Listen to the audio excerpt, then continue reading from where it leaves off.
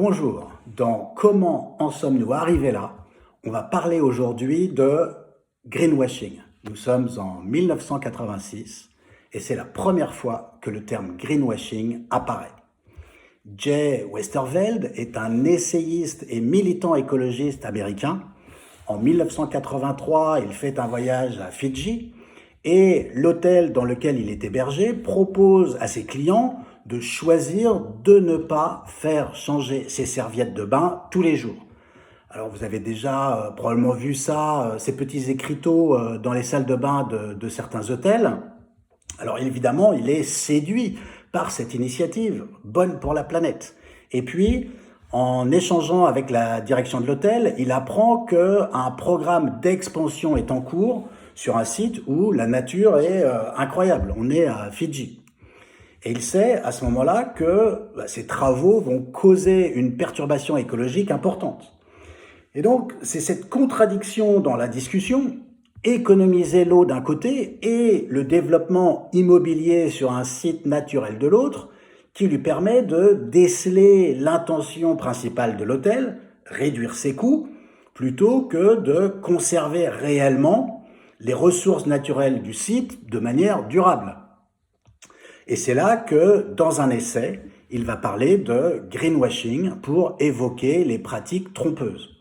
L'autre jour, j'ai lu une traduction en français du terme greenwashing et il était écrit « communication éco-responsable trompeuse ».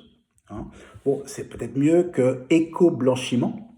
Le greenwashing, qu'est-ce que c'est? C'est une action de communication qui vise à donner à une marque une image éco-responsable qui est éloignée de la réalité. Dit autrement, l'idée, c'est de lancer une campagne de communication qui vise à tromper le client parce que l'on sait l'importance de la sensibilité écologique de ses clients et parce que l'on sait que on est un petit peu en retard sur ces sujets.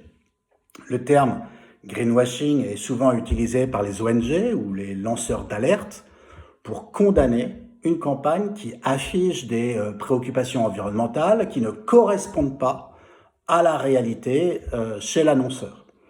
Cette pratique trompeuse est assimilée à de la publicité mensongère par l'ADEME et l'ARPP, l'autorité de régulation des professionnels de la publicité. Et ces deux organismes travaillent conjointement pour limiter l'utilisation abusive des arguments verts dans les publicités. La norme ISO 14021 prévoit des dispositions sur l'utilisation de termes tels que réduction des déchets, recyclable ou encore consommation réduite d'énergie pour essayer d'éviter la confusion chez le client. Par exemple, je vais vous citer un extrait.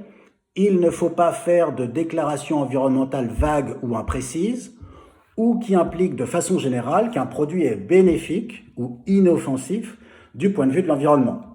Par conséquent, les déclarations environnementales telles que soucieux de l'environnement, respectueux de l'environnement, respectueux de la planète, non polluant, vert, etc. ne doivent pas être utilisées.